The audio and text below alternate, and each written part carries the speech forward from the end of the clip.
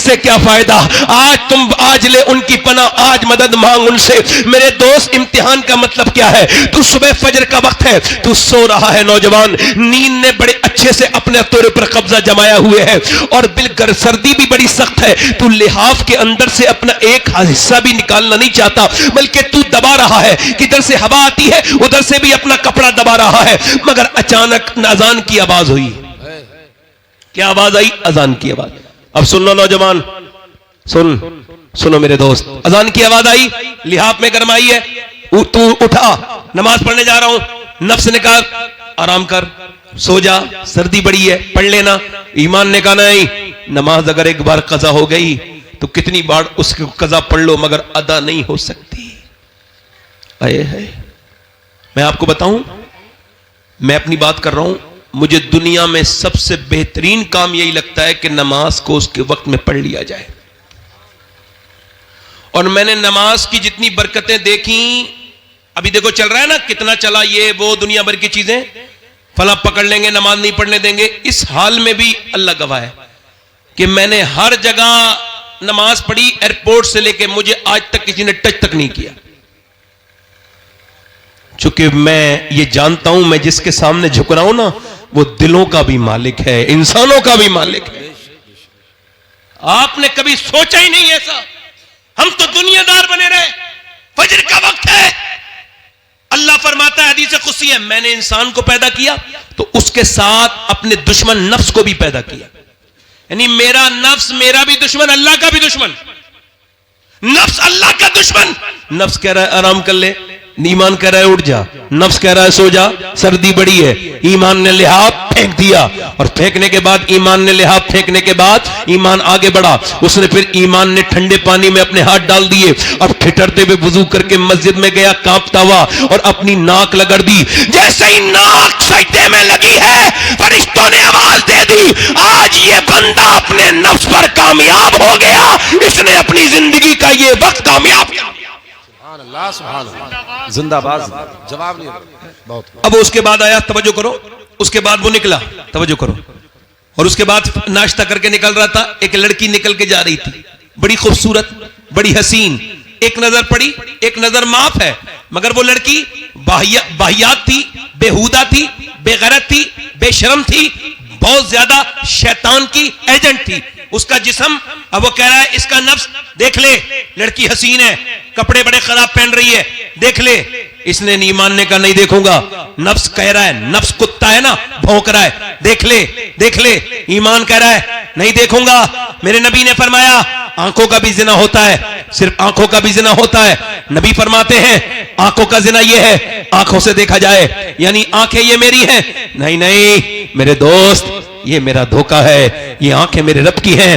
ये आंखें कल कयामत के दिन मुझसे अल्लाह से शिकायत करेंगी, ऐ अल्लाह तूने दिया तो काबा देखने के लिए था, दिया तो माँ बाप का चेहरा, मगर इसने गंदी चीजें देखी। मुझे बताओ, अगर ये आंसुओं से न धुली वो गंदी तस्वीरें, वो गंदे वीडियोस जो तुमने अपनी जिंदगी में देखे हैं, अगर वही लेके अल्लाह की बारगाह में गए और वो बोल दिया, आंखों ने बोला कि तू अल्लाह ये गंदी तस्वीरें देखता था, ये बाहियात चीजें देखता था, मेरे नौजवान उस वक्त क्या होगा? तूने अपनी जवानी को बर्बाद कर दिया। ना मेरे बेटे, ना मेरे छोटे भाई, अपनी जिंदगी को बर्बाद न कर। अल्लाह तेरे सामने हाथ जोड़ता हूं, अपनी जवानी की का हिफाजत कर ले, अपनी जवानी की। मेरे दोस्त, तेरी आंखों में कुछ नहीं बचा। 10-10 साल के बच्चे बर्बाद हो गए, 12-12 साल के बच्चे गंदी तस्वीरें देख रहे हैं, किसी को कोई फिक्र नहीं है। ओ खुदा के बंदो, अपनी नस्लों को बचा लो, बचा लो खुदा के वास्ते, अपने बच्चों को बचा लो। अल्लाहू अकबर। उसने नहीं देखा, नफ्स के तरह लड़की निकल जाएगी, एक बार देख ले, और इसने कहा नहीं देखूंगा। जब वो निकल गई, इसने नीचे को आंखें की तो आंसू गिरे और कहने लगा या इलाही रंग लाए जब मेरी बेबाकियां, उनकी नीची नीची नजरों की हया का साथ हो। ओ मुसलमान, अल्लाह ने तुझे मोबाइल चलाने के लिए पैदा नहीं किया था, तू इंस्टाग्राम पे स्टोरी देख रहा है, फेसबुक पे देख रहा है। जरा इस नौजवानों को मेरी बात बताना तो, बताओ तो मेरी बात इन नौजवानों को। ऐसे करके देखता रहा, और देखते देखते तू जब गंदी तस्वीर देख रहा था, जब नीम बरहना लड़कियां अपने जिस्म का जब मुजाहरा कर रही थी और तू उसका का उसको देख रहा था, और जब तू उसको देखता था, देखते देखते अचानक तेरी सगी बहन की वीडियो आ गई। अब तू अपनी बहन की वीडियो देख के कांप गया, मेरी बहन यहां गंदी जगह ये वीडियो गंदा बनवा रही है, मुझे तो नहीं पता। रात कांपता हुआ अपनी अम्मी के पास गया, क्या मेरी बहन गंदी तस्वीर बनाती है? कहा नहीं नहीं, वो तो नहीं बनाती। तूने कैमरा चेक किया तो पता लगा चुपके वो भी अपनी वीडियो बनाती थी। तू चुपके देखता था तो तेरी बहन भी चुपके लोगों को अपना जिस्म दिखा रही थी, अपने फॉलोवर बढ़ाने के लिए। ना मेरे दोस्त, ना मेरे भाई, वापस आ जा, ये गंदगी न कर। अल्लाह ने तुझे यूट्यूब इंस्टाग्राम के लिए नहीं, चौराहे पे बैठने के लिए नहीं, बल्कि तेरी जवानी तो इस वजह से है कि अल्लाह के प्यारे रसूल के गुलामों, तेरी जवानी तो इस वजह से है कि तू जवानी अपनी कामयाब करके जाए। तेरी जवानी औरतों के पीछे भागने के लिए नहीं है, तेरी जवानी बिया दुनिया के कामों के लिए नहीं है, बल्कि बरेली से मेरे ताज शरिया की आवाज आ रही है। जिंदगी ये नहीं है सभी के लिए, जिंदगी है नबी की, नबी के लिए। ना समझ मरते हैं जिंदगी के लिए, जीना मरना है सब कुछ नबी के लिए। ये तो मियां पोते ने 100 साल बाद कहा, 100 साल पहले दादा ने इससे बड़ी बात कही थी। पोते ने कहा था जिंदगी है नबी की, नबी के लिए। दादा बोले जमीनो जमा तुम्हारे लिए, मकीनो मका तुम्हारे लिए, चुनीनो चुना तुम्हारे लिए, बने तो जहां तुम्हारे लिए, हम आए यहां तुम्हारे लिए, उठे भी वहां तुम्हारे। नारे तकबीर, नारे रिसालत, मसलके आला हजरत सैयद शबात मियां साहिब क़िबला, औलादे गौसे आजम, औलादे गौसे आजम, सरजमीन अदलपुर इस्लाहे मुआशरा कॉन्फ्रेंस। नारे तकबीर, नारे रिसालत। दिलदार जिंदगी क्यों दी गई है? जिंदगी क्यों दी गई है? जिंदगी है नबी की, है? जिंदगी है नबी की, नबी के लिए जिंदगी है नबी की। मेरे नौजवान, मेरे भाई, आजा, वापस आजा। तेरी जवानी औरतों के पीछे भागने के लिए नहीं, नहीं। तेरी जवानी नहीं किसी लड़की पे नजर डालने के लिए नहीं, तेरी जवानी तो मेरे हुजूर के लिए है। इश्क उससे कर। इधर देखो, एक आदमी, तवज्जो करना, इधर देखो भाई, तवज्जो। दिल लग रहा है नहीं लग रहा है? जिन लोगों का दिल लग रहा हो दोनों हाथ उठा के बोलो सुभान अल्लाह। एक ताबई बुजुर्ग है, उनका नाम है हारून बिन उस्मान। क्या नाम है बोलो? इधर देखो, हारून। अरे ये शागिर्द किसके? अनस इब्न मालिक। अनस इब्न मालिक का मदार बसरा के करीब। और अनस इब्न मालिक कौन? हुजूर की 10 साल नौकरी करने वाले। भाई नौजवान, वापस आओगे? अच्छा ठीक है। आप अच्छा मुझे देखो, मैं क्यों देखता हूं लोगों को? मैं सबका भला चाहता हूं। बेशक बेशक। और मुझे क्या पड़ी है बोलो? बेशक। मैं जो देखता हूं लोगों को, सुने सब। ये बताओ सुनाना कौन चाहता है? जो कुछ समझाना चाहता है वही तो सुनाना चाहता है भाई। बेशक बेशक। अब तवज्जो करो। अब वो कह रहे हैं साहब लड़कियां बिगड़ गई, लड़के बिगड़ गए। ना ना ना भाई, लड़की लड़के बाद में बिगड़ते हैं, पहले अम्मी अब्बा बिगड़े हैं भाई। आपने ये पहले कैसे कह दिया कि लड़की लड़का बिगड़ गए? पहले तो अब्बा अपने घर में बड़ी सी टीवी लाया। तजर्बा है आपको इस बात का? नहीं। मेडिकल साइंस ये कहता है कि बच्चा पेट के बाहर असर नहीं लेता, मां का पेट के अंदर से लेता है। ये मेडिकल साइंस अब कह रहा है। अभी 20-25 साल पहले या 50 साल पहले उन्होंने ये बात डिक्लेयर की है कि मां के सोने का असर भी बच्चे पे होता है, मां के खाने का असर भी होता है। तवज्जो करो, मां के खाने का असर सुनो, मां के खाने का असर, मां के पीने का असर, मां के सोने का असर, मां के रोने का असर। मां कमजोर, बच्चा कमजोर। मां ताकतवर, बच्चा ताकतवर। बोलो यही उसूल है नहीं? डॉक्टर कहते हैं टेंशन मत लेना, टेंशन लोगी तो बच्चे पे असर हो जाएगा। बल्कि ये जो अपनी बीवियों को मारते हैं इनके लिए बता रहा हूं, अभी रिसर्च हुआ है। ये जो बीड़ियां पीते, बीड़ियां, इन्हें भी बता देना। ये जो सिगरेटें पीते, इन्हें भी बता देना। जो सिगरेट अपनी बीवी के सामने, हामला के सामने पिए और बीड़ी पिए, उसका बच्चा अच्छा ज्यादातर जो है वो दिमाग के मामले में वो बहुत कमजोर पैदा होता है। ये जहर है, किसी का छोड़ा हुआ धुआं अगर नाक में आ जाए तो। वैसे मर्जी आपकी है, मेडिकल साइंस है। एक साहब करे गुटखे खाने से कुछ नहीं होता। अब जब उनका कैंसर हुआ तो किसी ने पूछा क्या हुआ, बोले यार मेरा बड़ा देर में एक दो गुटखा खाने से थोड़ी हो जाएगा, हल्के हल्के होगा ना भाई। एक दो गुटखा खाने से, एक दो सिगरेट पीने से होगा? पूरे पूरे जबड़े कट्टे में लोगों के मुंह इतने से खुलते हैं, पूरी जिंदगी रोटी नहीं चबा सकते वो, अगर बच भी गए तो लिक्विड ही पिएंगे और अपनी जानों को हलाक कर रहे हैं मेरे दोस्त, अपने लिए नहीं तो अपनी बच्ची के लिए, अपनी बीबी के लिए, अपने बच्चों के लिए। आपको पता है, ये एक अस्पताल में मैं गया कैंसर मरीज को देखने, तो कैंसर के मरीज ऐसे करके ढके हुए, अब जब ऐसे करके ढके हुए थे समझ रहे हो, अब उन्होंने ऐसे करके खोला डॉक्टर के पास जाने से पहले, तो डॉक्टर के वो आया कंपाउंडर, उसने कहा खोलो, खोला तो उसने स्प्रे मारा, स्प्रे से उसके कीड़े झड़ने लगे नीचे को, जो कीड़े थे छोटे छोटे नीचे को गिरे, उसने दिखाया नीचे कीड़े गिर रहे थे, और उसके बाद उसने उसके अंदर खुशबू मारी, स्प्रे मारा खुशबू का। अब डॉक्टर देखेगा, ये जो डॉक्टर है ना कैंसर देखने वाला, इसे तेरी जिस्म की बदबू पसंद नहीं, तूने जरा से शौक में ये क्या कर बैठा मेरे जवान। तेरे नबी ने तो ये कहा था कि तू वुजू करे तो 3 बार कुल्ली करना। इस्लाम ने तो ये कहा था कि जब तू सोए तो मिसवाक करके सोना, और जब उठे तो पहला काम मिसवाक करके।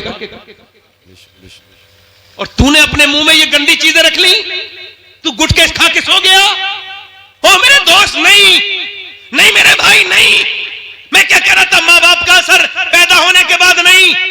हॉवर्ड ने रिसर्च किया कि बच्चे पागल कौन हो जाते हैं, पागल होते हैं पैदा होते ही, वो बेकार होते हैं। उन्होंने कहा ये वो बच्चे हैं जब अपनी मां के पेट में थे, इनके बाप ने इनको मारा, जब मारा तो पेट के बच्चे पे असर हुआ, वो पागल पैदा हुआ।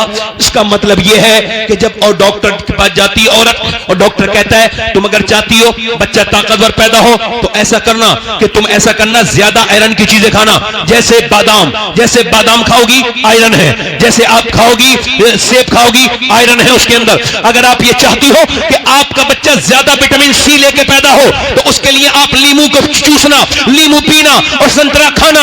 आप ये चाहती हो बच्चे के अंदर विटामिन डी बढ़े तो ज्यादा अमरूद खाना, और धूप में बैठने से विटामिन डी बढ़ती है। और मेरी बहनें सुने कि जब अल्लाह का बनाया हुआ सेब, संतरा, अनार, अमरूद अगर मां खाए तो बच्चे पे असर हो जाए, तो क्या अल्लाह का कुरान मां पढ़ेगी तो बच्चे पे असर नहीं होगा? क्या बात है, नारे तकबीर, बोलो तो सही, नारे रिसालत, होगा कि नहीं होगा? बहुत खूब, बहुत खूब, जवाब नहीं, बोलो होगा। इधर देखो, ये पानीपत है, पानीपत ज्यादा दूर तो नहीं अपने यहाँ से ऐसे ही होगा 250 किलोमीटर पानीपत। दिल्ली से 80 किलोमीटर है, 90। वहां एक बच्चा पैदा हुआ, 1 दिन रोया, 2 दिन रोया, 3 दिन रोया, 4 दिन रोया। 1 हकीम, 2 हकीम, 3 हकीम, 4 हकीम, 5 हकीम, हकीमों ने देखा ठीक नहीं हुआ। 1 महीने के बाद फखरुद्दीन बहाउद्दीन जकरिया मुल्तानी के दामाद गुजर के गए, उन्होंने जब आवाज सुनी कहने लगे ये बच्चा रो नहीं रहा है, का फिर अल्लाह को याद कर रहा है, वली है अल्लाह का वली पैदा हुआ ये बच्चा। लोगों ने कहा कैसे? कहा जाके घर दिखाता हूं। पहुंचे, कोई है, बाप निकल के आया, जी ये आपका बच्चा रो रहा है? कहा मेरा ही बच्चा है। कहा ये वली है? का दिमाग ठीक है, ना सोया है ना सोने दिया है, वली कह रहे हो? डॉक्टरों के पास लेके पागल हो गया। कहा मेरी गोद में लाके दो, उसे परेशान ना करो। गोद में लाके दिया, एक कान में कुछ पढ़ के दम किया, सुनना अल्लाह तुम्हें औलादे दे तो ख्याल रखना बीबी क्या कर रही है। जब उसके पेट में बच्चा है तो कानों में एक कुछ पढ़ के सुना, दूसरे में कुछ पढ़ के फूका, दम किया, बच्चा खामोश। कहने लगे साहब क्या पढ़ दिया, दवाइयों से ठीक नहीं हुआ, आपने कानों में क्या पढ़ के दम कर दिया? बाद में बताऊंगा, पहले ये बताओ क्या इसकी मां कुरान की हाफिजा है? कहा इसकी मां का नाम जमाल फातिमा है, उमर फारूक आजम की नस्ल से है।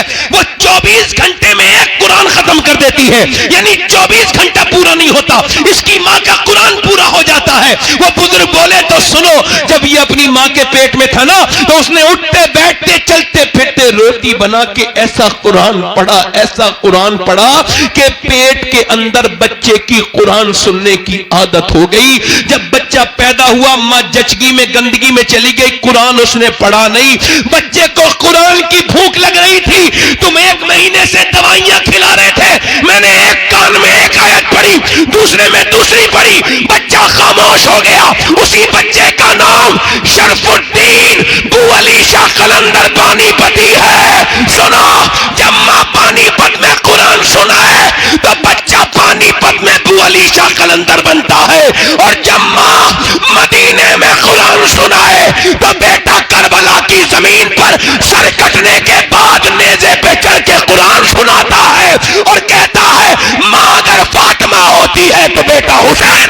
नारे तकबीर, हाथ उठा के नारे तकबीर, नारे रिसालत, मसलके आला हजरत उलमाए अहले सुन्नत औलादे गौसे आदम सैयद शबात हुसैन साहिब क़िबला। ये कुरान तो इस कौम ने जने कहाँ रख दिया। सुभान अल्लाह, सुभान अल्लाह। जवाब नहीं, इधर जवाब। ये कुरान तो मेरे नबी का सबसे बड़ा मोजज़ा। सुभान अल्लाह, सुभान अल्लाह, बहुत बहुत जवाब नहीं। कुरान, जो कौम कुरान को नहीं पढ़ेगी उसे बर्बादी से कोई नहीं रोक सकता। बेशक बेशक बेशक। अब मियाँ का दिया हुआ तावीज 3 बार उसमें मोम जामा हो गया। मैं किसी मियाँ का मुखालिफ नहीं, एक जगह में मियाँ लोगों के खिलाफ बोल रहा था, खराब मियाँओं के खिलाफ, तो अच्छे मियाँ बुरे मान गए। मैंने कहा चोर की दाढ़ी में तिनका। मियाँओं का तावीज इधर देखो, कहां चले भाई। अच्छा आना, मैं कयामत तक यहीं बैठा हूं, दुरूद शरीफ पढ़ लीजिए आप लोग। मतलब 1 घंटा आदमी बैठ नहीं सकता, खत्म कर दूं भाई। नहीं, दिल लग रहा है, लग रहा है दिल। जी जी, हाँ बोलेंगे बोलेंगे, नूर भाई आपको ट्रेन भी पकड़वाएंगे, बोलेंगे, जोर से बोलो सुभान अल्लाह, दिल लगा के बोलो। मैं क्या अर्ज कर रहा था, मेरी तरफ देखो। अब वो मियाँ का तावीज तो मोम जामा करके लगा दिया गले में, और उसको तो खूब इतर भी लग रहा है, और जो हुजूर का कुरान था उसको अलमारी में रख दिया। उसकी तो जुमे के दिन भी गर्द नहीं छुटी। हाय हाय यार, वो जमाने थे। इधर देखो, कुरान तो वो चीज है, ये उलमा बैठे हैं। कुरान तो एक गैर मुस्लिम लड़की की एक मुसलमान लड़की दोस्त थी बचपन में, तो वो मुल्लानी के यहां कुरान पढ़ने जाती थी तो वो भी इसके साथ जाने लगी। खैर हल्के हल्के उसने नाजरा पढ़ लिया कुरान पूरा। गैर मुस्लिम की लड़की ने, तवज्जो है कि नहीं? जी जी, ध्यान से सुनना, गैर मुस्लिम की लड़की ने नाजरा कुरान पढ़ लिया। उसने हल्के हल्के हल्के हल्के चुपके चुपके अपनी पड़ोसन के साथ, अपनी सहेलन के साथ कुरान को हिफ्ज भी कर लिया। यानी एक गैर मुस्लिम की लड़की, मैं कौम का नाम नहीं ले रहा हूं, हालात ठीक नहीं है, मगर सुन लो, गैर मुस्लिम लड़की, बुतों के पुजारी उसके घर वाले, मैं कुरान की मैं तुम्हें